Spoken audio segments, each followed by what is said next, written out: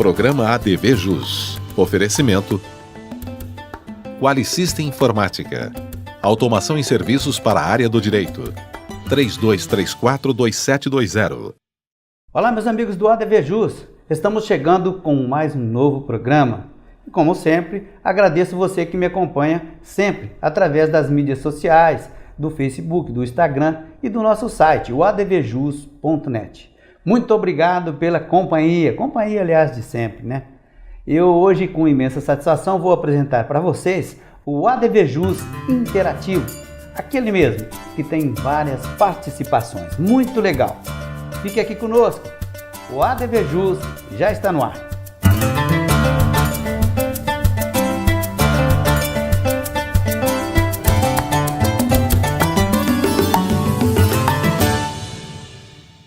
Ok, meus amigos? Olha, antes de iniciarmos nosso programa, eu quero dizer para vocês que no finalzinho desta edição nós vamos apresentar os números finais das eleições da OAB, ok? Semana de votação aí, de eleição aí de candidatos, nós vamos apresentar para vocês no finalzinho, ok? Neste primeiro bloco, a participação é do Alexandre Mota. Marketing jurídico. Confira conosco. Eu que agradeço aí o convite para falar um pouquinho de marketing, né? Participar do seu programa, que é uma das referências aí de mercado. Então, eu que agradeço o convite. Vamos falar bastante de marketing hoje.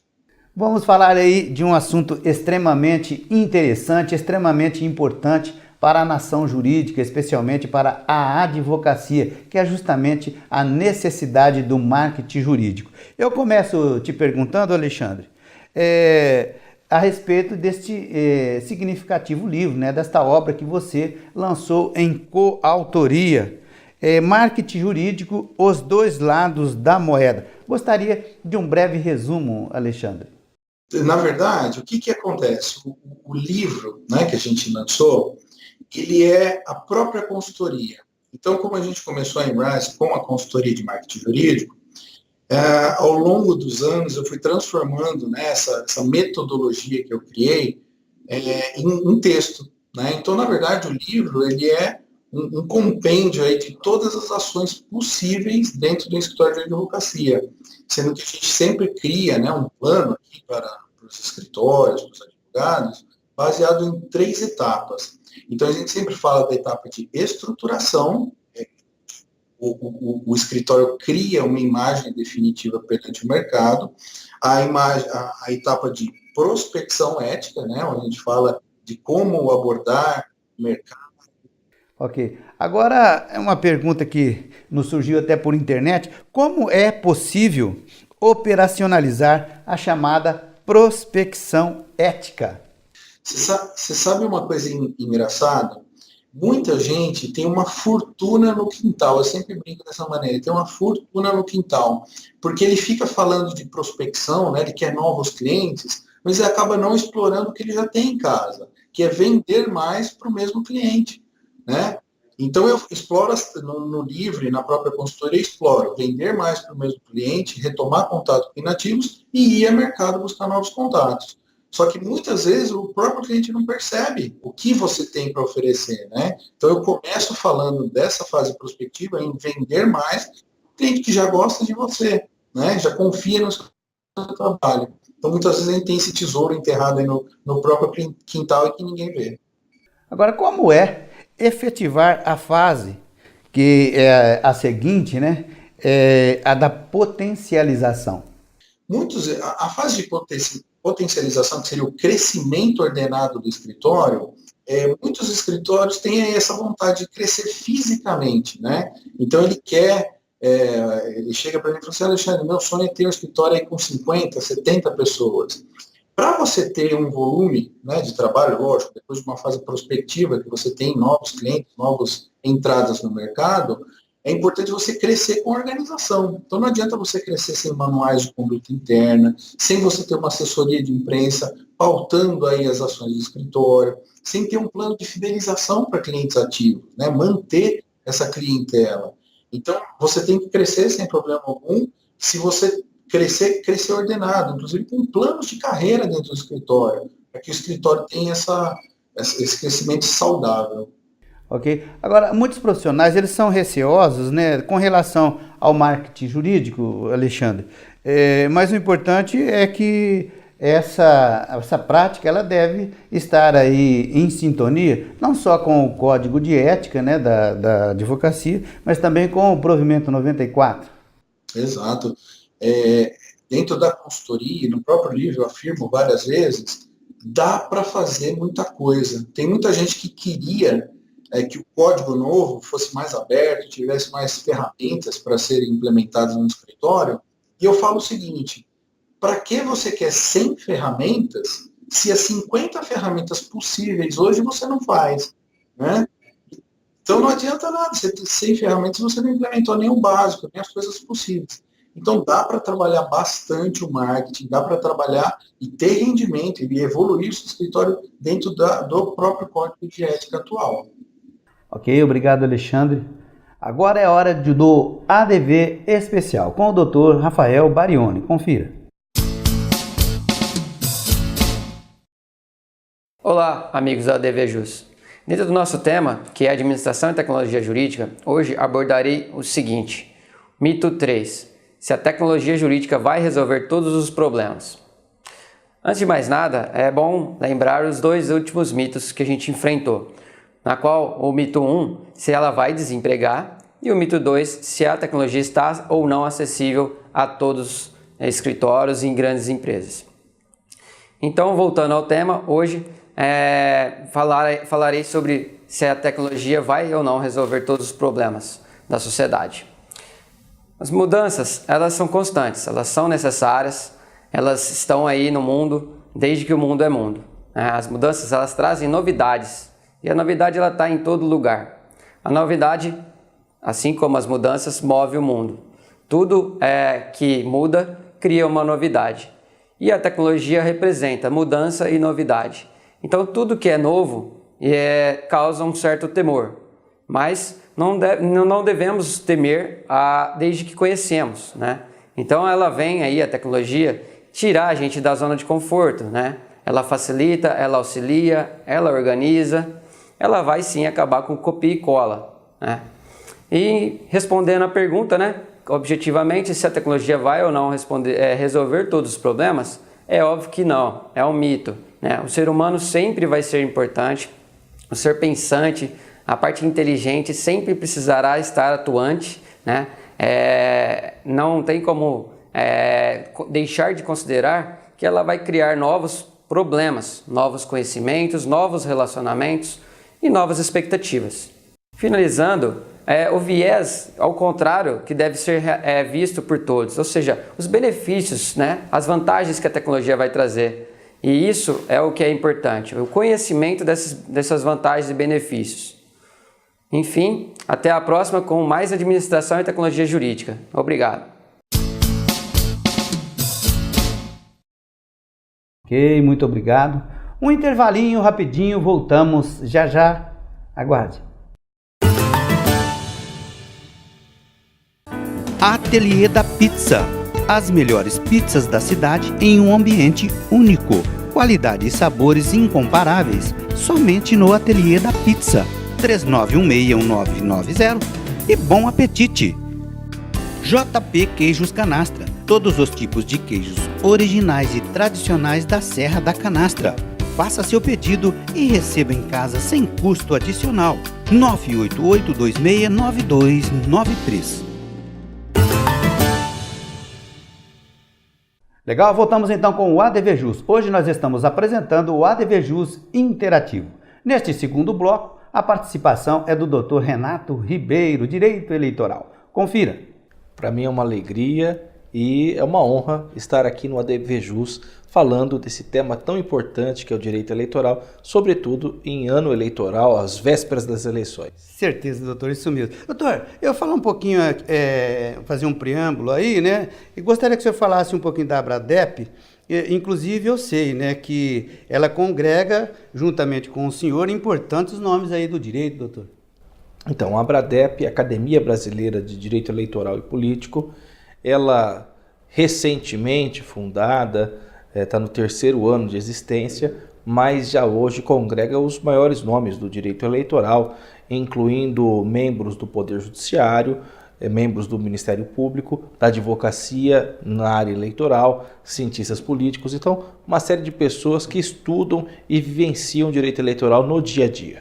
E é muito importante, né, doutor, a existência da entidade aí para provocar o debate.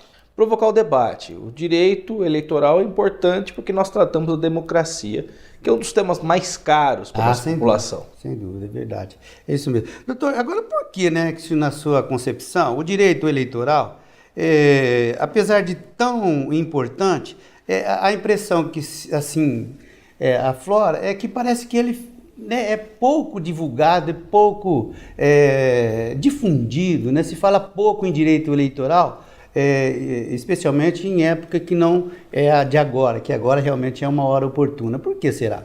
Na verdade, o direito eleitoral vem numa crescente. É a área que mais cresceu no direito nos últimos anos, especialmente por conta de uma série de processos, um certo protagonismo do Poder Judiciário. As eleições estão cada vez mais judicializadas e cada vez mais também, é bom que se diga, cada vez mais profissionalizadas. A legislação hoje exige, para se ter uma ideia, da assinatura de um contador e um advogado nas campanhas eleitorais na prestação de contas. É uma exigência legal. Então, as pessoas, até como um nicho de atuação para os advogados e contadores, começou-se a se estudar a legislação eleitoral com maior profundidade. Também é grande, e também é bom lembrar essa questão, o número de vereadores, de prefeitos, até governador de estado sendo cassado por conta de compra de voto, caixa 2, práticas ilegais previstas na legislação eleitoral. Certo. Ô, doutor, agora, né, nós já estamos aí vislumbrando no horizonte, né, as eleições deste ano. E esse é mesmo o momento que o senhor acredita que tem que ser provocado mesmo o debate, tem que trazer esclarecimento, trazer transparência, né? Ou pelo menos tentar trazer essa motivação, não só para aqueles que vão participar lá concorrendo a um cargo, né, doutor? Mas principalmente para quem vai os colocar lá. Sim, a população é importante. O cidadão, ele é o protagonista das eleições. O eleitor brasileiro, ele é o protagonista. É dele o grande momento de brilhar nas eleições, porque é o único momento, efetivamente, num país tão desigual como o nosso, em que o cidadão do mais rico ao mais humilde tem o mesmo peso na escolha da democracia. Então, não importa o quão rico é um cidadão, ele tem sempre o mesmo peso ao se dirigir à urna. Então, é importante que a pessoa faça uma escolha consciente. Infelizmente, até devido aos escândalos recorrentes e cada vez mais crescentes de corrupção no nosso país, a população ela tem se desmotivado. Muita gente fala, olha, eu não vou votar, eu não acredito mais em político, eu deixo de votar. Isso é um perigo, porque quando uma pessoa bem intencionada deixa de votar, quem começa a querer votar são simplesmente aquelas pessoas que talvez não estejam tão bem intencionadas. Então é importante que o cidadão de bem, ele participe da política, se envolva, discuta, independente da bandeira ideológica, independente da matriz ideológica, mas é importante que a pessoa tenha uma participação, que não deixe essa questão para que outros decidam em seu lugar. Legal, sucessão aqui do nosso programa, é a nossa Estante Jurídica. Veja! A Estante Jurídica do ADVJus TV de hoje destaca a seguinte obra: Curso Didático de Direito Processual Civil, de acordo com o novo CPC e Lei 13.465/17. Autoria Eupídio Donizete, Editora Atlas. É mais uma obra para retirar da estante e conferi-la.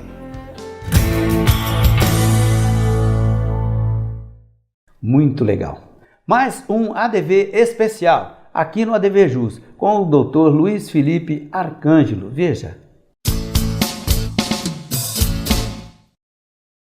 Olá, amigos do ADVJus. Hoje, dentro do direito imobiliário, vamos falar sobre aquele que deve pagar a comissão do corretor. Segundo Scavone, há duas correntes acerca do responsável pelo pagamento da comissão.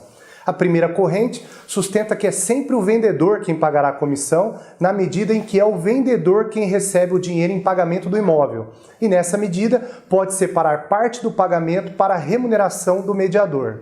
Por outro lado, a segunda corrente entende que é aquele que contratou o corretor deve pagar a comissão, podendo ser tanto o vendedor como o comprador. De fato, entendemos que é a solução mais adequada e de acordo com o Código Civil. A definição do artigo 722 do Código Civil não permite concluir que apenas o vendedor pague a comissão. Nessa medida, nada impede que o contratante seja o próprio comprador, interessado na aquisição do imóvel com determinadas características, preço e etc. É evidente que nessa mesma incumbência pode ter sido conferida ao mediador pelo vendedor. Aliás, má-fé seria o contrário, ou seja, depois de estabelecidas as condições do negócio, uma das partes, normalmente o comprador, se insurgir contra o pagamento da comissão, que assentiu pagar quando procurou o corretor para que buscasse o imóvel de acordo com suas instruções. Entendemos que é admitida a possibilidade de transferir a obrigação de pagamento da comissão para o promitente comprador, sem direito à restituição, até nos casos de resolução do compromisso de compra e venda.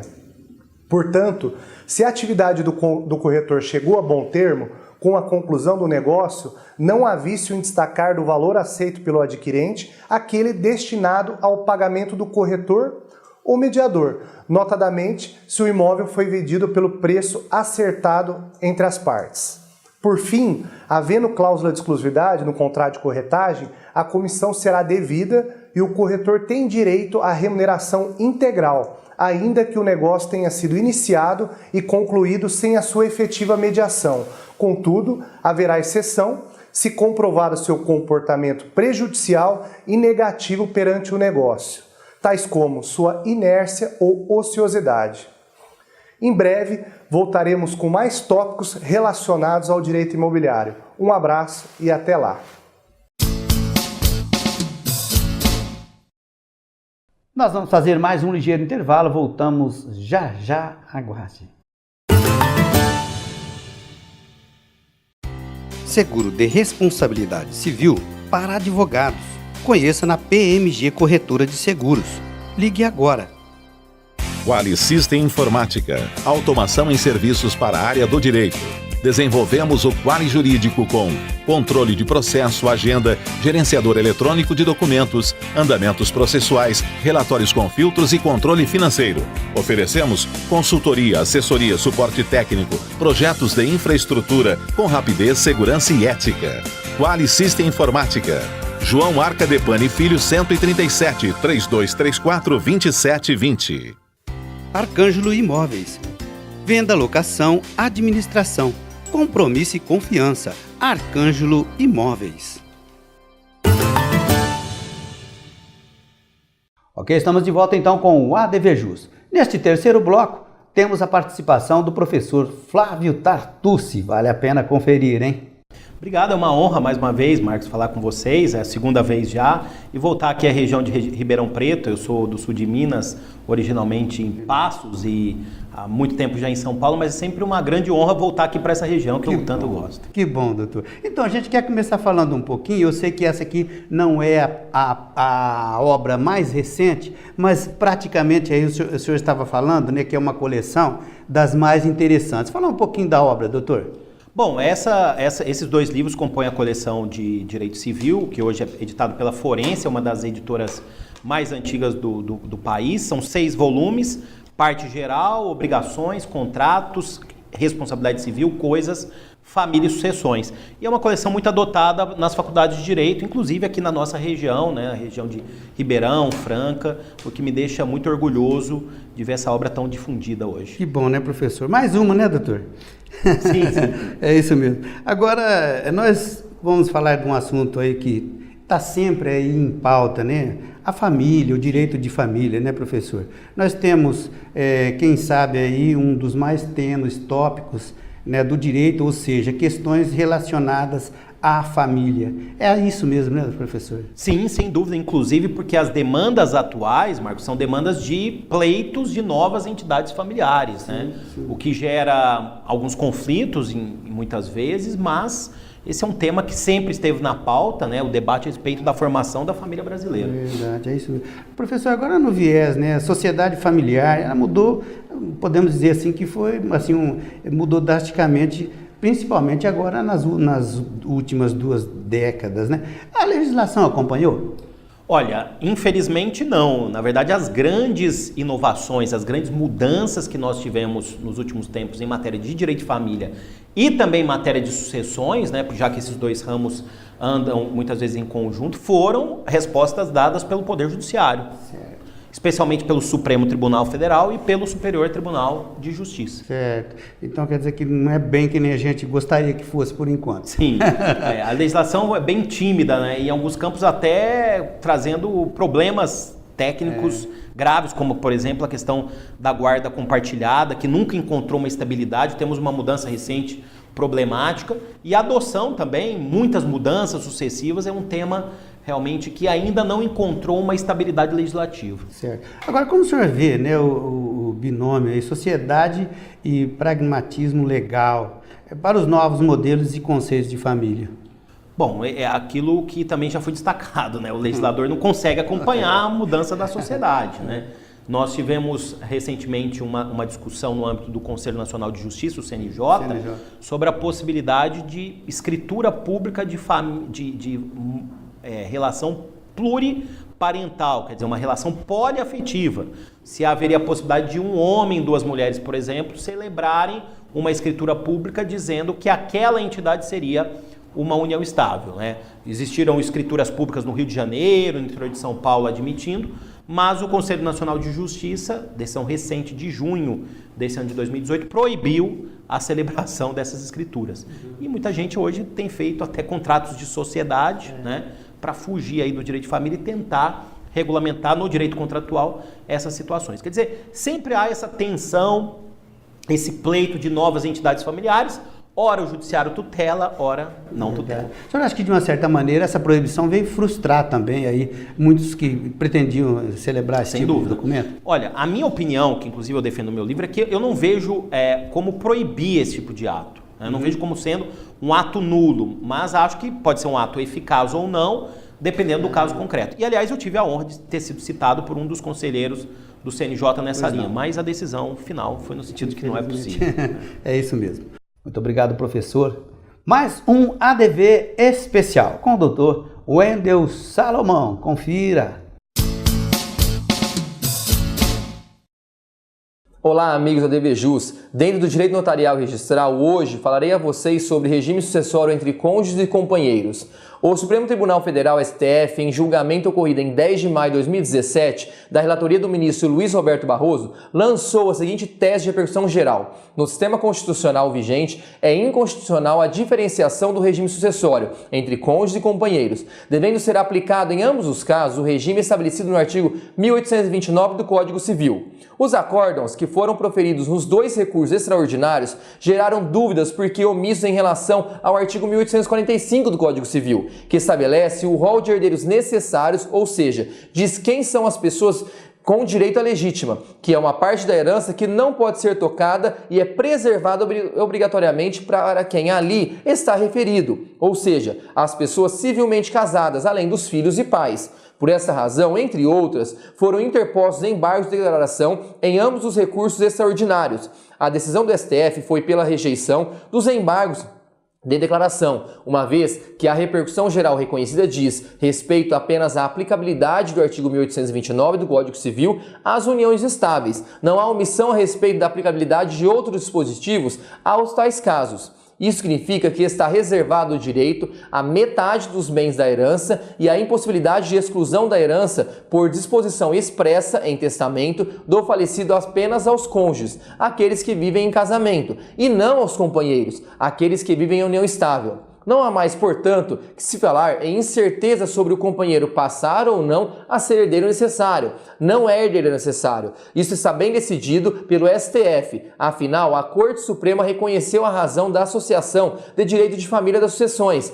e que, na qualidade de Amicus Curiae, defendeu a diferenciação entre casamento e união estável, porque o primeiro é oriundo de toda a solenidade prevista na lei, e a segunda é uma relação que não precisa de qualquer formalidade para existir ou extinguir-se. A liberdade das pessoas na escolha de uma ou de outra entidade familiar está preservada no STF, o que foi mais um dos fortes argumentos. Por sinal, desde o início, reconhecido pelo ministro Edson Fachin em seu voto já proferido com o seguinte teor: na sucessão, a liberdade patrimonial dos conviventes já é assegurada com o não reconhecimento do companheiro como herdeiro necessário, podendo afastar os direitos e efeitos sucessórios por testamento. Prestigiar a maior liberdade na conjugalidade informal não é atribuir, a priori, menos direitos ou direitos diferentes do casamento, mas sim oferecer a possibilidade de voluntariamente excluir os efeitos sucessórios. Voltarei em breve com mais direito notarial e registral. Até mais! Ok, muito obrigado. Olha, como prometemos, trazemos agora para você os números finais das eleições da OAB. Veja. A chapa eleita foi a número 2, OAB é você. Presidente Dr. Luiz Vicente Ribeiro Correia, demais componentes Dr. André Corrado, Dr. Alexandre Nucci, Dr. Ricardo Miguel Sobral e Dr. Alexandre Silveira. Na seccional paulista, a chapa vencedora foi a chapa de número 11, Coragem e Inovação do Dr. Caio Augusto. Conselheiros por Ribeirão Preto, Dr. Glauco Polacchini, Dr. Eduardo Silveira Martins, Dra. Luciana Rimoli, Doutora Thaisa Dosso e Doutora Thaís Korruski. O ADVJus deseja boa sorte a todos os eleitos. Ok? Quero convidá-los para que vocês prestigiem não só este programa, revendo novamente, mas também na próxima semana, onde traremos tudo o que rolou nas eleições da OAB. Nós fomos lá, conferimos e vamos trazer tudo para você, ok? Todos convidados. Convido a você, mais uma vez, a rever este programa e tudo o mais que tem aí à sua disposição em nosso site. Acesse o nosso canal do YouTube, youtube.com/advjusnet e aproveite, já se inscreva, ok? Ficamos por aqui, prometemos voltar breve com o programa inédito. Um forte abraço e até o próximo.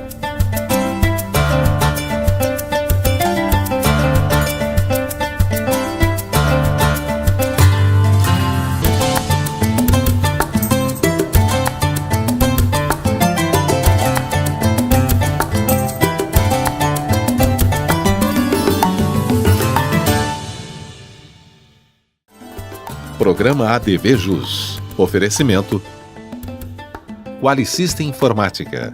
Automação em serviços para a área do direito. 3234-2720.